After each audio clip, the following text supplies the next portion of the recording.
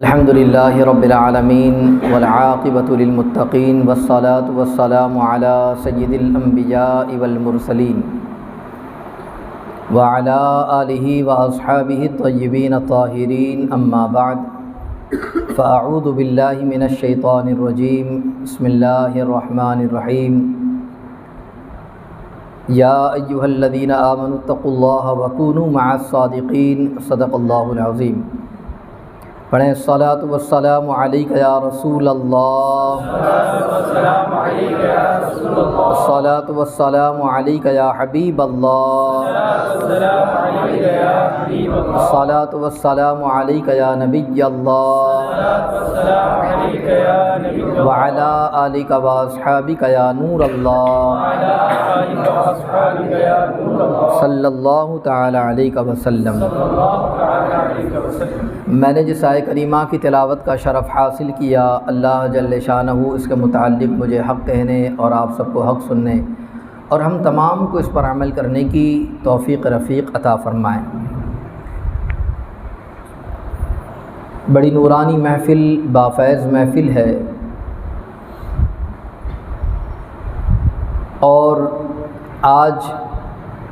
ہم سب جمع بھی ہوئے ہیں تاکہ اپنے مرشد سے، پیر طریقت سے فیض کس طریقے سے حاصل کیا جائے،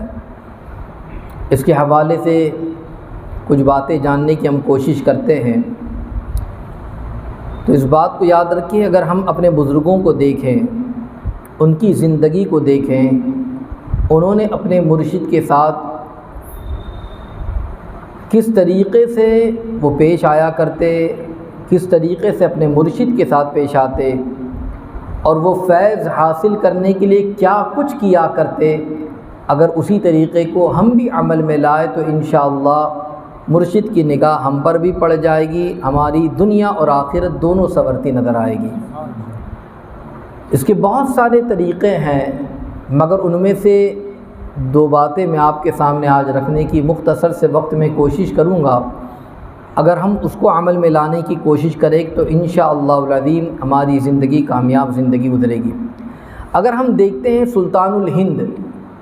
عطائے رسول خواجہ خواجگاں خواجہ غریب نواز چشتی رحمۃ اللہ مولا تبارک و تعالی علیہ کی ذات گرامی سے مرشد کے فیض کے حوالے سے کہ کس طریقے سے مرشد کا فیض حاصل ہوتا ہے، آپ کے پیر و مرشد حضرت سیدنا خواجہ عثمان ہارونی رحمۃ اللہ مولا تبارک و تعالی علیہ ہے، مگر آپ دیکھیں کہ فیضان مرشد جاری ہونے کے لیے آپ کس طریقے سے مرشد سے عقیدت، ادب، توجہ، احترام، یہ ساری چیزیں آپ کے اندر کس طریقے سے موجود ہے اور کس طریقے سے پائی جاتی ہے۔ ہم بھی مرید ہیں، مگر کیا ہم اپنے مرشد سے ایسا لگاؤ رکھتے ہیں، ایسی عقیدت رکھتے ہیں، یا ان سے ہمارا احترام ایسا ہے، یا ہمارا تعلق ایسا ہے؟ اس کو ہم نے جاننے کی کوشش کرنا ہے۔ ایک دن حضرت خواجہ خواجگاں خواجہ غریب نواز چشتی رحمۃ اللہ مولا تبارک و تعالی علیہ کی خدمت اقدس میں بہت سارے حضرات موجود تھے، ایک محفل جمی ہوئی تھی، بہت سارے حضرات وہاں پر موجود ہیں، خواجہ خواجگاں کچھ ارشاد فرما رہے ہیں، نصیحت فرما رہے ہیں، اور سارے کے سارے لوگ وہاں پر تشریف فرما بھی ہیں، اور لوگوں کو آپ ہدایت بھی فرما رہے ہیں، نصیحتیں فرما رہے ہیں۔ اسی دوران جب آپ کی توجہ، آپ کا رخ دائیں طرف ہوتا تو سرکار غریب نواز رحمۃ اللہ مولا تبارک و تعالی علیہ کی کیفیت کچھ تبدیل ہو جاتی۔ لوگوں کو نصیحت آپ فرما رہے، مگر جیسے ہی دائیں طرف آپ دیکھتے تعظیم کرتے، کھڑے ہو جاتے، پھر اس کے بعد بیٹھتے، نصیحت کرتے،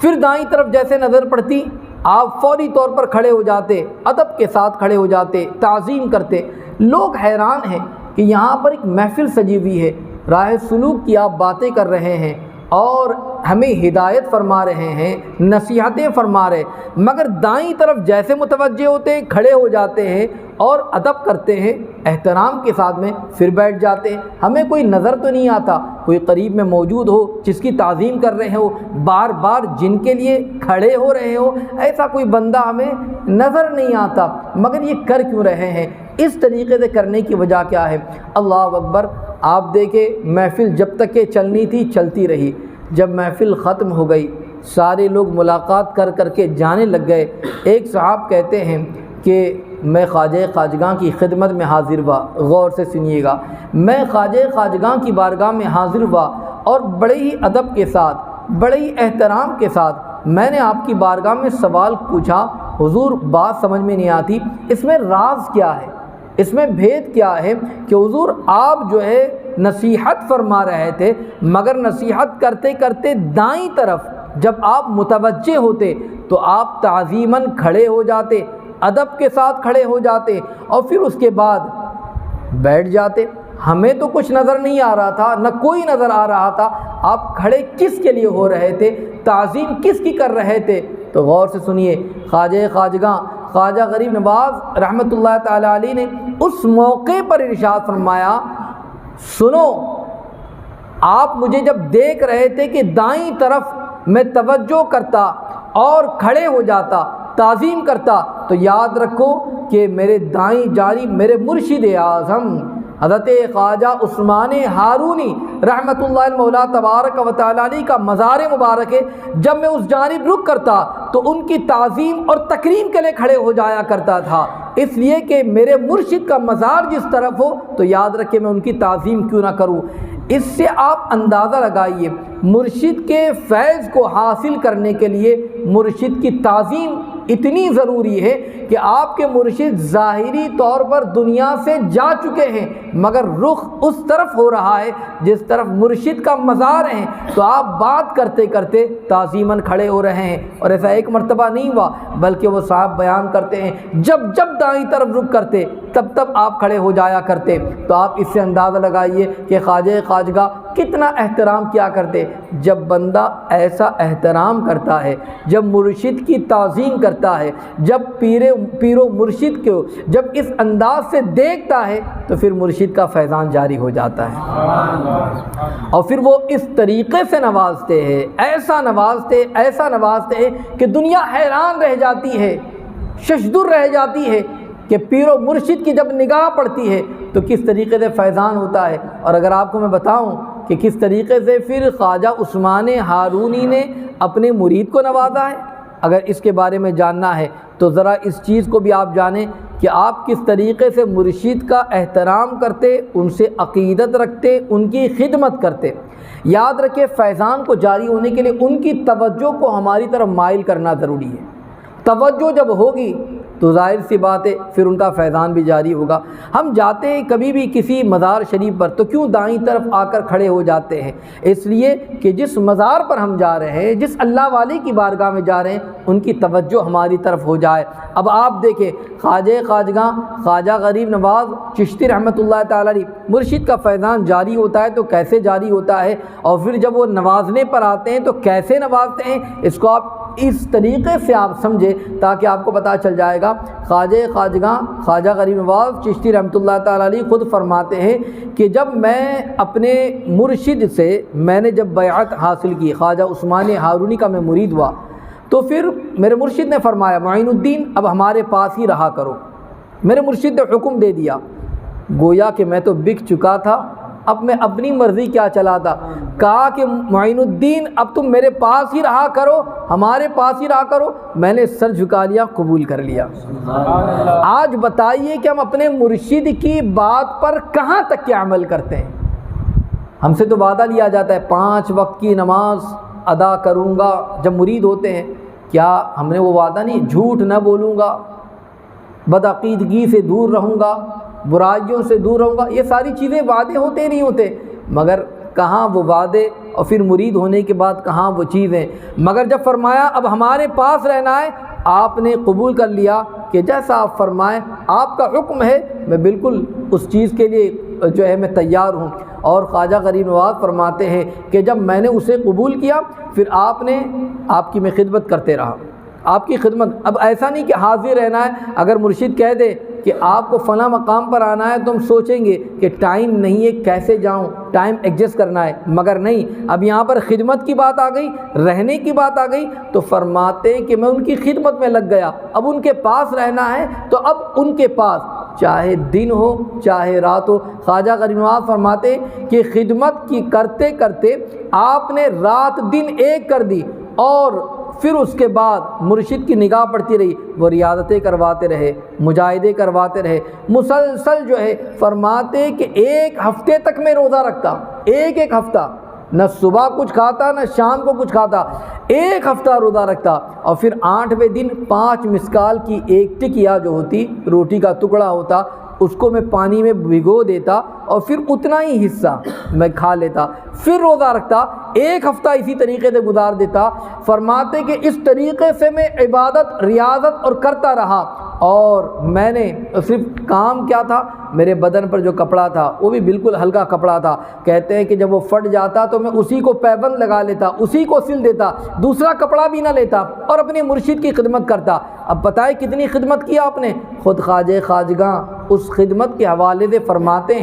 فرماتے ہیں کہ جب میں خواجہ عثمان ہارونی کی بارگاہ میں رہنے لگ گیا، خدمت کرنے لگ گیا، اور ایسا عشق مجھے بھی ہو گیا، مرشد کی نگاہ بھی پڑتی رہی، تو میں بس ان کا ہو گیا، اور جہاں کہیں شیخ جاتے میں بھی چلا جاتا۔ اور فرماتے ہیں کہ جانے کی کیفیت کہ آپ کا بستر جو ہوتا میرے سر پر ہوتا، پانی آپ کا مشکیزہ ہوتا وہ میں اسے اٹھا لیتا، اور توشہ ہوتا وہ توشے کو میں لے لیتا، اپنے کاندھے پر رکھتا، بستر سر پر رکھتا، گویا کہ ان کا خادم بن گیا۔ اب وہ جہاں فرما رہے ہیں ان کے اشارے پر میں چل رہا ہوں، اور وہ جو کچھ بتا رہے ہیں میں اس طرف چلتا جا رہا ہوں۔ جہاں پیر و مرشد جو ہے قدم رکھتے تھے وہاں آپ آنکھیں بچھا دیا کرتے، اس طرف قدم بھی نہ رکھتے کہ میرے مرشد کا یہاں پر قدم پڑ گیا ہے، میرا قدم یہاں پر پڑے، یہ تو بے ادبی ہو جائے گی۔ کہتے کہ میں اس طرف قدم بھی نہ رکھتا۔ اطاعت اور خدمت گزاری کرتے کرتے خواجہ غریب نواز فرماتے 20 سال گزار دیے، 20 سال تک اسی طریقے سے مرشد کے پیچھے پیچھے ان کا بستر اٹھاتا، توشہ اٹھاتا، پانی لے کر بس گھومتا رہتا، چلتا رہتا۔ فرماتے کہ میں نے نہ دن دیکھا نہ میں نے رات دیکھی، جب آپ نے فرمایا میں چلتا گیا۔ اللہ اکبر۔ اب جب اس طریقے کی کیفیت جب مرید کی ہوتی ہے نا تو فیض کیسے حاصل ہوتا ہے؟ اب اس کا جواب بھی آپ سنیے کہ میرے خواجہ خواجگاں کو پھر فیض ملا تو کیسا فیض ملا۔ حضرت خواجہ غریب نواز کا اب ارشاد ہے، خود آپ فرماتے ہیں مرید با کمال ہے، اب وہ فرما رہے ہیں کہ میں 20 برس تک حضرت پیر دستگیر کی خدمت بابرکت میں حاضر رہا، اس عرصے میں کبھی ایک لمحہ بھی اپنے نفس کو آرام نہ دیا، نہ رات کو رات سمجھا نہ دن کو دن۔ جہاں حضرت پیر دستگیر سفر فرماتے میں بستر اٹھاتا، توشہ اور پیر دستگیر کا اپنے سر پر لیے حاضر تھا۔ جب حضرت پیر و مرشد نے میری یہ خدمت اور اطاعت شعاری دیکھی تو مجھے وہ نعمت عطا فرمائی جس کی کوئی حد ہے ہی نہیں۔ اب دیکھیے فیضان جب جاری ہوتا ہے تو کیسا، ایسی نعمت عطا فرمائی، ایسا کچھ عطا فرما دیا کہ اس کی کوئی حد ہی نہیں ہے، اسے شمار ہی نہیں کیا جا سکتا۔ یہاں تک کہ ایک دفعہ خود میرے مرشد نے فرمایا تھا معین الدین خدا کے محبوب ہے، یعنی خدا کا محبوب بنا دیا۔ زبان سے مرشد کے کیا نکلا؟ معین الدین خدا کے محبوب ہے، اور مجھے ان کی مریدی پر فخر ہے۔ اور اس طریقے سے کہ سبحان اللہ، پھر اس کے بعد آپ کو ہندوستان کی سرزمین بھی عطا کی گئی اور یہاں کا سلطان بھی بنا دیا گیا۔ یہ سب کے سب جو ہے بارگاہ رب العزت سے اور بارگاہ رسول صلی اللہ علیہ وسلم سے جو عطا ہوا ہے، یہ مرشد کی خاص توجہ تھی، یہ ان کا فیضان تھا، اور ان کے فیضان و کرم کو حاصل کرنے کے لیے، ان کی توجہ کو حاصل کرنے کے لیے فرماتے 20 سال تک نہ میں نے دن دیکھا نہ میں نے رات دیکھی، ہمیشہ ان کی بارگاہ میں حاضر رہتا، ہمیشہ ان کی خدمت کرتا رہتا۔ تو میرے آقا علیہ السلام کی پیارے دیوانوں، اب ضرورت اس بات کی ہے کہ ہم بھی چاہتے ہیں کہ مرشد کا فیض ہم پر جاری ہو جائے۔ ہر کوئی یہ چاہتا ہے کہ مرشد کی توجہ ہم پر پڑ جائے، ان کا فیضان ہم پر جاری و ساری ہو جائے۔ تو اب اس کے لیے کرنا کیا ہے، کس طریقے سے فیضان جاری ہوگا؟ تو یاد رکھ لیجئے، فیضان جاری ہونے کے لیے ہمیں ان کی باتوں پر عمل کرنا ہوگا۔ ان کے فرمان پر عمل کرنا ہوگا، خدمت کا موقع مل جائے تو ان کی خدمت کرے، ان کی توجہ کو حاصل کرنے کی کوشش کرے، ان کی بتائی ہوئی باتوں کو عمل میں لانے کی کوشش کرے۔ اب یہ ضروری نہیں کہ ہم جہاں کہیں بھی ہو، بلکہ جب مرشد کامل جو ہوا کرتے ہیں، اگر ہم مرید دنیا کے کسی بھی خطے میں ہو، دنیا کے کسی بھی حصے میں ہو، مرشد جو ہے اسے دیکھ لیا کرتے ہیں اور اس پر توجہ بھی فرما دیا کرتے ہیں۔ تو اس کے لیے فیضان جاری ہونے کے لیے مرشد کی خاص توجہ ضروری ہے۔ ایک آخری بات کہ جس طریقے سے آپ نے سماعت کیا، خواجہ خواجگاں نے خدمت کی، اب اگر ہم دیکھیں کہ مرشد کی خدمت کا موقع مل جائے تو مرشد کی خدمت کریں، یا ان کی جو خوشی ہے اس خوشی کو عمل میں لانے کی کوشش کریں۔ اگر کوئی ایسا کرتا ہے تو پھر اس کا جو صلہ ملتا ہے، اس کا جو بدلہ ملتا ہے، اس کا جو انعام ملتا ہے، اس کا جو بینیفٹ ملتا ہے، یا آپ یوں کہہ لیجئے کہ مرشد کی جو خاص توجہ پڑ جاتی ہے، ان کا فیضان جو ہوتا ہے وہ کیسے ہوتا ہے۔ خواجہ خواجگاں فرماتے ہیں کہ ایک مرتبہ کسی زاہد نے 100 سال تک اللہ عز و جل کی اس طریقے سے عبادت کی، 100 سال تک۔ میں مرشد کی بات بتا رہا ہوں، ہم جو یہاں پر مرید جمع ہوئے ہیں، مرشد کی نگاہ اور مرشد کی خدمت یا ان کی باتوں پر عمل کرنا، یہ کس طریقے سے انسان کو کامل بناتا ہے، دنیا کو سنوارتا ہے، آخرت کو سنوارتا ہے، آپ اسی سے اندازہ لگائیے۔ کہتے ہیں کہ وہ 100 سال تک اس بندے نے عبادت کی، اور عبادت کیسی؟ دن میں روزے رکھتا، روزانہ دن میں روزے، اور رات کو کھڑے رہتا، اور کھڑے رہ کر یعنی قیام کرتے کرتے پوری رات گزار دیتا۔ کوئی وقت ایسا نہیں تھا کہ جو یاد الہی سے غافل ہو۔ اگر اس کے پاس کوئی آ جاتا اور اس سے کچھ پوچھتا تو اسے پھر وہ نصیحت کرتا، صرف اتنی بات، بقیہ سارا کے سارا معاملہ اللہ کی عبادت میں، اللہ کی بندگی میں، دن میں روزہ رکھتے ہوئے گزار دیتا۔ آنے جانے والوں کو کہتا کہ قرآن شریف میں اللہ تعالیٰ نے فرمایا، کیا تمہیں نہیں معلوم؟ اللہ فرماتا ہے وما خلقت الجن والانس الا لیعبدون، اللہ تعالیٰ نے جنات اور انسانوں کو عبادت کے لیے پیدا کیا ہے، عبادت کرو، بندگی کرو۔ اور اس طریقے سے وہ خود عبادت کرتا رہتا، یہاں تک کہ اس کا ایک جو ہے عرصہ گزر گیا عبادت کرتے کرتے، اور یہاں تک کہ مختصر طور پر آپ کو میں بتا دوں، جب 100 سال ہو گئے اس کا انتقال ہو گیا۔ انتقال کے بعد اسے کسی نے خواب میں دیکھا، خواب میں دیکھ کر کسی نے اس سے پوچھا کہ اللہ تعالیٰ نے تمہارے ساتھ کیا معاملہ کیا؟ تمہاری عبادت کا عالم تو یہ تھا کہ 100 سال تک تم نے روزے رکھے، 100 سال راتوں میں قیام کیا، تو تمہارے ساتھ کیا معاملہ ہوا؟ کہا کہ اللہ عز و جل نے میری بخشش فرما دی، اللہ تعالیٰ نے مجھے بخش دیا، میں کامیاب ہو گیا۔ اللہ اکبر۔ تو بخشا گیا تو پوچھا کس عمل کے بدلے تجھے بخشا گیا؟ تیرے روزے کے عمل کی وجہ سے تجھے بخشا گیا، رات کی عبادت کی وجہ سے تجھے بخشا گیا، یا کس عمل کی وجہ سے تجھے بخشا گیا ہے؟ اللہ اکبر۔ جواب میں اس نے کہا کہ دن رات میں بیدار رہتا، یعنی روزہ رکھتا، عبادت کرتا، کسی وقت میں آرام نہیں کرتا تھا، لیکن یہ عمل خدا تبارک و تعالیٰ نے پسند نہ فرمایا، بلکہ میری بخشش کا سبب جو بنا ہے وہ یہ بنا کہ میں اپنی پیر کی خدمت کیا کرتا، اپنے مرشد کی خدمت کیا کرتا تھا۔ اس لیے حکم ہوا کہ چونکہ تم نے اپنے پیر کی خدمت میں کوتاہی نہیں کی ہے، کمی نہیں کی ہے، اس وجہ سے اور اس عمل کی وجہ سے ہم نے تمہاری بخشش فرما دی ہے۔ آپ اس سے اندازہ لگائیے کہ مرشد کی خدمت کرنے کا صلہ جو پھر فیض حاصل ہوتا ہے، وہ ایسا فیض حاصل ہوتا ہے، ایسا فیض حاصل ہوتا ہے کہ وہ مرید جو ہوتا ہے اس کی عبادتیں تو ایک طرف، مگر مولا تبارک و تعالیٰ مرشد کی خدمت کے عوض میں اللہ تبارک و تعالیٰ اس کی بخشش فرما دیتا ہے، اس کے گناہوں کو بھی معاف فرما دیتا ہے، اس کے درجات کو بلند فرما دیتا ہے۔ اس لیے ان کی توجہ حاصل کرنا چاہیے، اور ان کی توجہ حاصل کرنے کے لیے ہمیں نیک بننا ہوگا، ان کی توجہ حاصل کرنے کے لیے ان کی باتوں پر عمل کرنا ہوگا، ان کے فیضان سے مالا مال ہونے کے لیے ان کے بتائے ہوئے طریقے پر چلنا ہوگا۔ اور یاد رکھ لیجئے، جو اپنے مرشد کے بتائے ہوئے طریقے پر چلے گا، ان کی خدمت کرے گا، ان کی اطاعت کرے گا، اور ان کو راضی کرنے والے کام کرے گا، اور بلا شبہ جو سچا مرشد ہوگا اس کی رضا یہی ہوا کرے گی جس میں اللہ کی رضا اور اس کے رسول کی رضا ہو۔ وہ تو یہی چاہیں گے کہ میرا مرید نیک بن جائے، وہ توبہ بھی کرے، استغفار کرے، نمازوں کا پابند ہو جائے، گویا گا کہ وہ اس طریقے سے مرشد کے بتائے ہوئے طریقے پر عمل کرے گا،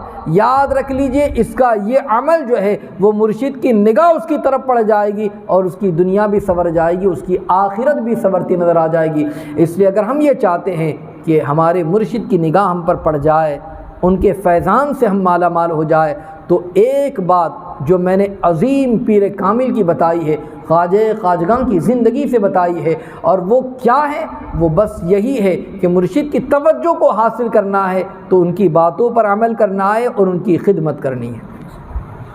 یہ عمل ایسا مقبول عمل ہے کہ اگر کوئی بندہ اگر ان کی باتوں پر عمل کرے، ان کی خدمت کرے اور جس طریقے سے ان کی تعظیم کریں، دیکھیں تعظیم میرے خواجہ نے فرمائی، لوگوں کو نہ دیکھا،